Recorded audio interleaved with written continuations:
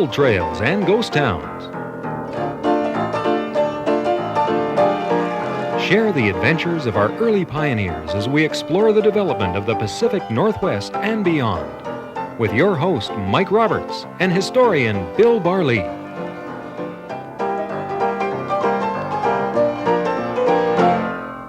Welcome to Gold Trails and Ghost Towns. Mike Roberts with Bill Barlee, and we're here to finish a story, or at least put a bit of a finish to a story. We started a few years ago about the Kettle Valley Railway. We did the eastern portion, but now the western portion. Yeah, we really haven't concentrated on the western portion, and this was a very difficult engineering job. There's no doubt about it. They had to go through the Coquihalla Pass, sometimes called impassable, sometimes impossible. Yeah. And not much doubt about it. Rivalry between Thomas Shaughnessy, head of the C.P.R., and the famous James Jerome Hill, who was the empire builder of the Great Northern Railway. Now, the Great Northern was ahead by a long, long reach over the C.P.R. at circa what, 1906? What are we talking about here? Yeah, about 1909. They were light years ahead of the C.P.R. There's not much doubt about it. And if we look at this map, this Mike, is just a most amazing map. It is the map that tells the whole story. Hang on to that corner for me, will you?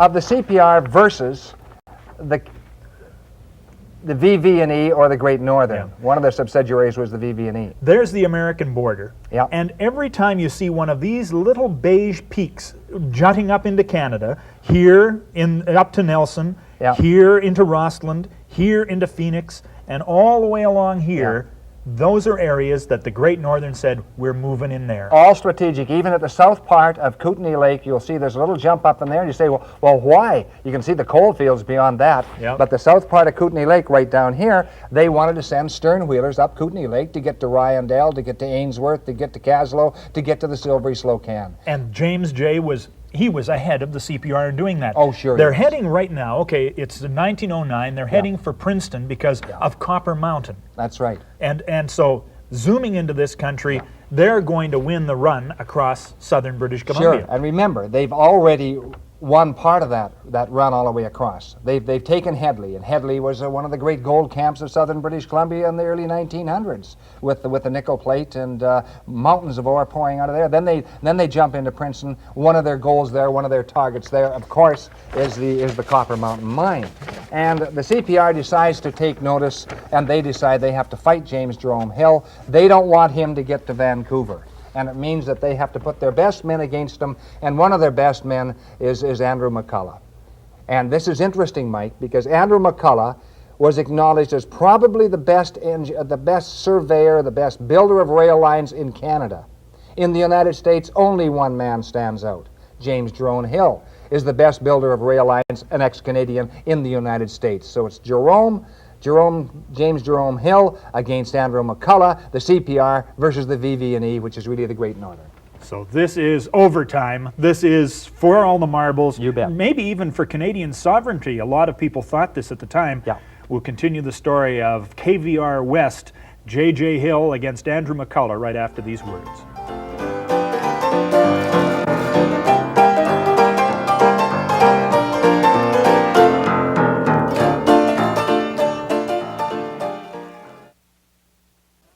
Welcome back to Gold Trails and Ghost Towns. Mike Roberts and Bill Barlee talking about the KVR West today. It's the Princeton subdivision, an area just to the west of Penticton.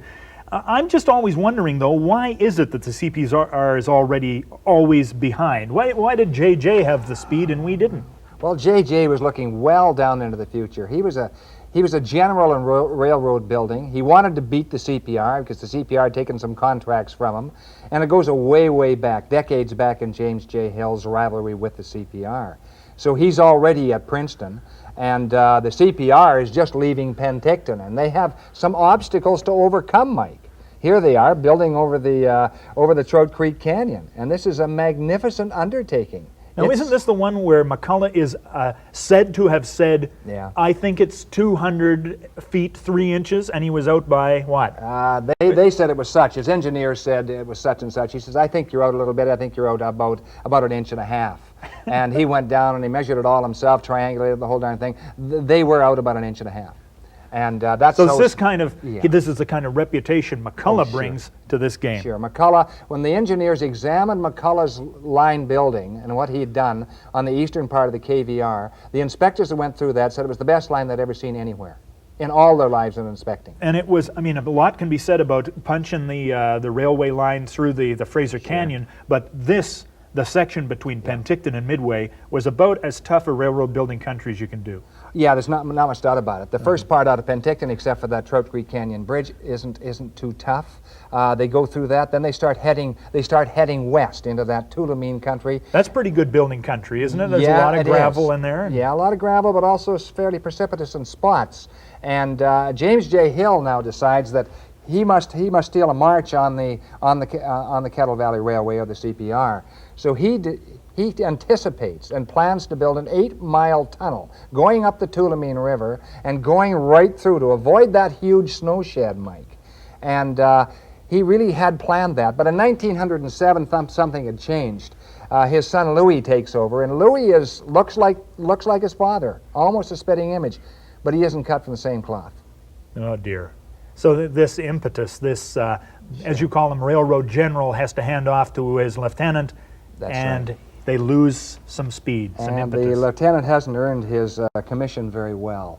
And so the C.P.R. realizes they're going along and they're building through this country and encountering some difficulties that they can probably deal with the VV&E or the Great Northern. And indeed they can deal with Louis Hill. Now, how do they do this? I mean, you can't send out gangs of men No, to of beat course up not. the other guys. I mean, what was the technique for impeding the progress of the Well, VV&E? the C.P.R. tried to impede progress of the VV&E all the way along the line, throwing injunctions at them and everything else. And, of course, James J. Hill would reply with his battery of lawyers. Lewis Hill was not, as I say, cut from the same cloth. He eventually comes to some accommodation with the C.P.R., the Kettle Valley Railway. Given the fact that he's that far ahead, Yeah. he gives in. What does he decide to do? They decide to share the lines and some of the services, and but essentially the Vancouver Victoria and Eastern, or the Great Northern, takes a subsidiary role. They take a secondary role. They're no longer king of the pass. Junior And, partner. That's right, they are indeed. Gee, that's almost breathtaking to Yeah. find that change, because Yeah. I mean, it's not like Hill ran out of money, and he's Right. got how many millions of dollars in the bank? Well, James J. Hill, before he dies, is in very, very good shape. So right in that era, he's probably at the height of his power. And what happens, of course, is that James J. Hill dies in 1916. He leaves behind an estate of $53 million, which was, by today's standards, not much. By the standards of 1916, really quite staggering. One of the great railroad giants of not just the United States, but of the world. And would he be using his own monies to build this, or he would? He never got a penny from the United States government, and of course he didn't get that from Canada either. So, he left the railroad in very, very good shape for his son, but his son caved to the superior tactics of the KVR. Okay, and now, so the KVR says, all right, we're alone in this game now, but why didn't they, as we talk about this a Yeah. little later, we'll find out, why didn't they go that 8-mile tunnel through there? Because the disasters that they were facing were huge. I don't think they were aware that the Coquihalla area is one of the great areas of the world for a snow belt. I mean, it would snow up to 50 feet a year. That's just absolutely unbelievable. And they thought they could get around that and handle it like every other snow belt. They'd handle the Rockies, and they'd handle the Montachis and the Purcells, and you name it, but they hadn't seen anything like that. Okay. Lots of money to be had just being Sure. into Princeton. I mean, Headley was already in James J. Hill's pocket, Yeah. but when they got to Princeton, Copper Mountain was obviously a great Sure. gem to have Sure. there. And Copper Mountain, eventually the CPR did put a line into Copper Mountain, and it was a mountain of ore, discovered by our old friend Volcanic Brown and a guy called Jameson, and proved to be a very, very good feeder line for the KVR. And here you see with their spur line running up into Copper Mountain. I remember was that no well as a simple kid. line either. No, it isn't. And later it was used as a road when they abandoned the railway. But it was a very, very tricky line indeed. But it carried ore out of Copper Mountain for decades, literally for decades. It would go down, I guess, to Allenby was the mill that was doing it there. You can see where it stopped here, and this is a great shot of the workings down at Allenby itself. Whenever I read read about history, there's always a sort of a little toss-away phrase line that the railway, this section of the line was finished in 19 whatever. Yeah. But that doesn't tell the story, does it? I mean, how No. tough was that line Well, to it build? was very, very tough. And, you know, I call that line from Brookmere right down through to Iago and past that down through Jessica and right down to Hope. I call it the Shakespearean line because we mentioned it once before years and years ago on the program that our friend Andrew McCulloch was a great reader of Shakespeare. He would spend half his time, any spare time he had, reading the plays of Shakespeare, could quote it at length, actually quote for several hours in a row without missing a line. And he called them Othello and Romeo, Juliet, Iago, Shylock, you name it. Those were some of those stopping places all the way down from Brookmere right down to Hope. It's kind of interesting. I've heard it said that he named Iago Station Iago because he's the great villain of Shakespeare, and this was the roughest part, the most brutal part of this line. Sure. Well, when you take a look at some of these photos, Mike, that we've got of the Coquihalla line and some of the trestles, I mean, really quite staggering. This was monumental work coming through some mountainous country that most people would not have tackled. And so the trestles and the bridges over the Coquihalla were really quite breathtaking in many areas. You just couldn't be afraid of heights and do any of this kind of stuff because right. it's scary. Yeah. Also, I mean, again, I wonder why they would ever forsake an 8-mile tunnel when they tried what they did at Quintet. Yeah. Quintet is almost magic to think of, isn't sure it? it is. Tell me about Quintet. Well, Quintet they looked at that part of the river and they said, well, the Coquihalla, and they said, I don't think we can build here. I really don't think we can challenge it. And they brought in McCulloch, and McCulloch looked at it with his great eye, of course, Mike, and he said, I think we can. If we drive 5 tunnels through here, that's why the Quintet tunnels. And it really was a marvelous feat of engineering. And here's, in fact, several shots, early photographs of the Quintet tunnels. And it made railroading history really all the way across the continent. And people still marvel at it. Yeah. The other thing that I really marvel at, or I note when I watch the completion of the KVR, not only to bring Shakespeare into it all, but he began, I mean, Jellicoe, for example, a famous British naval captain, well, he names some of these trestles at Jellicoe, this huge trestle at Jellicoe, for example. Yeah, that's true. I mean, he brought history right to the line. Yeah, he did. And a sort of a musical, like calling these tunnels the Quintet. What a lovely... Oh, yeah. He had a magical way with words as well as engineering. And generally self-taught. But some of the guys along the line, a lot of them had nicknames. Coquihalla Red, who was James Porteous, one of the Porteous family. And he was stationed in one of those little whistle spots up there, and he used to watch the Eagles. And the more he watched the Eagles, the more they taught him. And then he noticed something peculiar happening. When the Eagles flew across the canyon, there was an avalanche, or an avalanche coming. When they flew straight up the canyon, it was fine. So he watched them, they flew up the canyon, train had no problems at all. When it flew across the canyon, he'd start getting the work crews out. And they were, according to him, and people who watched said, yes, he was right. They were absolutely perfect in their perception of when an avalanche was coming and when an avalanche wasn't coming. Yeah. And when you look at this line, and Mike, here are some absolutely remarkable shots showing the snow and the depth of the snow in the Coquihalla. People would talk about it snowing a foot an hour all night long, so you could have 18 feet of snow out of one dump. Oh yeah, it was and one of those big rotary plows, even that would be tough. Yeah, and right after you got it finished, there'd be another 18 feet of snow. Of course. Staggering. I had some of the old notes on the first construction crews that went through, and I didn't bring them with me today, and they were just absolutely flabbergasted at the amount of snow that came down the Coquihalla. And that was just naturally falling snow. Then it would all fall off the avalanche down the hillsides. Yeah, it was astonishing. And derails upon derails, I would imagine. Oh, sure. All right, so it was difficult country. And in fact, it was lethal country. And when we come back from this break, we're going to talk about some of the mishaps and one particular mishap which took a lot of lives. And we'll do that as we continue our look at the KVR West.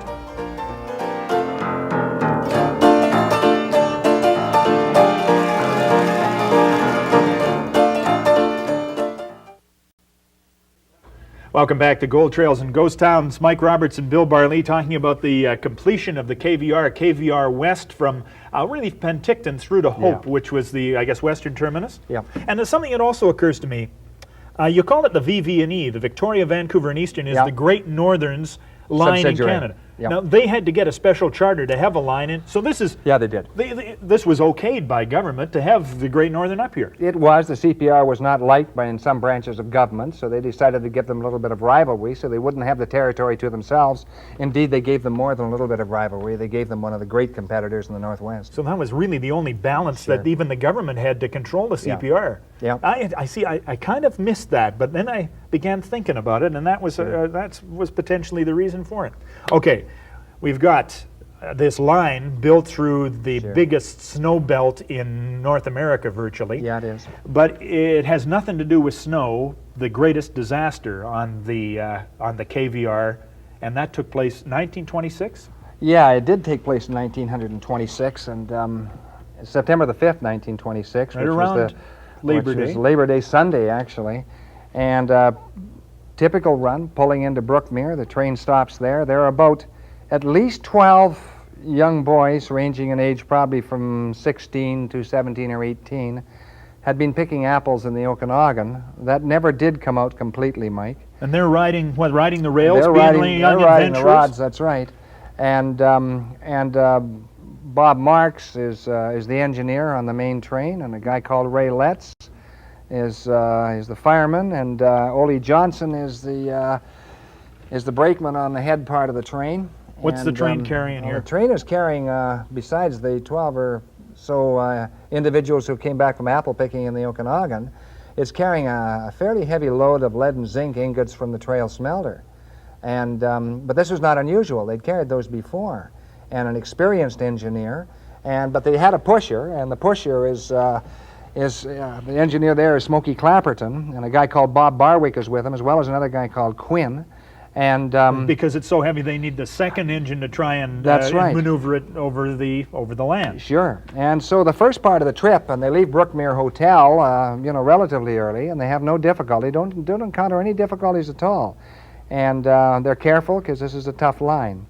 And they get down to about Iago, and they stop there to let the brakes cool off. And they've actually got a great chunk of the downhill run already covered. Sure they have. And they've got to just obviously go slow, keep the brakes on. Yeah. Okay, what do they do in Iago? So they, after they stayed at Iago at the appropriate time, they pull out of Iago, and the engineer, Marks, notices the train is going a little faster than they thought. So he puts on the air, doesn't work. You mean he applies the brakes and there's nothing there? There's nothing there at all. And Letts says, I've got it all on. And they keep on gaining a head of steam. And this is really rolling through this very precipitous country with trestles and bridges and tunnels all over the place. And finally Marks realizes he is not going to stop this train. And he tells Letts to jump for it. But Letts follows Johnson back, and they start setting the handbrakes, hoping they can slow it down. On top of every one of the boxcars, there's one of those handbrakes applied to the wheel. That's right, and the boxcars are swaying back and forth because the train is rocketing along, and these guys are on top setting the handbrakes, but they're unable to stop it. In the pusher train, which is tied onto the main train, they decide they've got to do something about it too. And a guy called Bob Barwick, he unhooks, and hoping that they can hold their 10 cars back. The first train is carrying, they're not sure exactly how many cars. There were a lot of funny things done with the records. And so anyway... They figure something around 26 cars though, right? Yeah, they do. That's one of the versions. Other versions vary on either side of that. Now, just saying Barwick had to unhook, what did Barwick have to do to unhook? Because he's aboard the locomotive in the middle of this train. He had to run along that swaying locomotive to unhook as well. And this was a very, very difficult task. He was able to do it, and Smokey Clapperton was able to put the brakes on the pusher, and they saved the pusher and everybody on board the pusher. But the other train keeps going through and heads towards Jessica and around that very circuitous route, which is going through probably the worst of the Coquihalla. And they almost make it to Jessica, but not quite. And one of the station hands at Jessica comes out, I think it was one of the Rascala family, and he hears what he thought was an avalanche which was unlikely, but September, yeah. well, it's September, but it could be a landslide or a rock slide of some type. It's just but a it roar. becomes louder. It's a huge roar, and he is amazed, and it becomes louder and louder as he looks out past. He's sitting on the porch. He's going to have a late morning smoke actually, and he sees the train hurtle into the Jessica siding, and 3 or 4 of the cars break right off and just simply disintegrate, absolutely disintegrate. And the others carry on down the track. He sees them hurtle by, and then he hears a crash. And then he hears absolutely nothing, total silence. And the whole train had been absolutely destroyed. Everyone on board was killed, except Letts, who was thrown off or jumped off and hit a pile of cinders. So he survived. So Letts survives. But and, of course, the pusher train survives as well. But the 12 or so young kids who were riding the rails on this summer adventure are dead? Are definitely. Will they and ever it burns to a mention- crisp. Well, it is. There was an inquiry by the C.P.R. and then there was an official inquiry, and they found many more dead than the C.P.R. did. The total toll will probably never be known, Mike. We just don't know how many were killed in that. And it's really strange, because Bob Barwick was eventually, because of his bravery, and became known all across the continent, he was promoted to engineer. And in 1930, just 4 years later, he was killed in a wreck just a few hundred yards from where he'd unhooked the original train when the great train wreck of September 5th, 1926. Went down on that. Yeah. Liz, there's a lot of this ghost story kind of thing associated with railways, a lot of this coincidence. Yeah, there's no doubt about it. Don't you have a story, maybe not on the same line, about a ghost train? Yeah, I do, but that's a long story, and we require more time than we have. All right, maybe next time. So, but the interesting thing too, when you examine the KVR, and this looks like poor management, it wasn't. The KVR ran some of the roughest country in the world, some of the most difficult terrain, had one of the best accident records on the continent, actually. And those KVR engineers and the brakemen and everybody else on the line were extremely proud of the line. And you can see why. I mean, here are a couple of pictures. There's the KVR. I work on that. This is a heroic thing to be able to say. Oh, sure. And everybody I knew guys who worked on the KVR, and some of them there for a lifetime. There's not much doubt about it.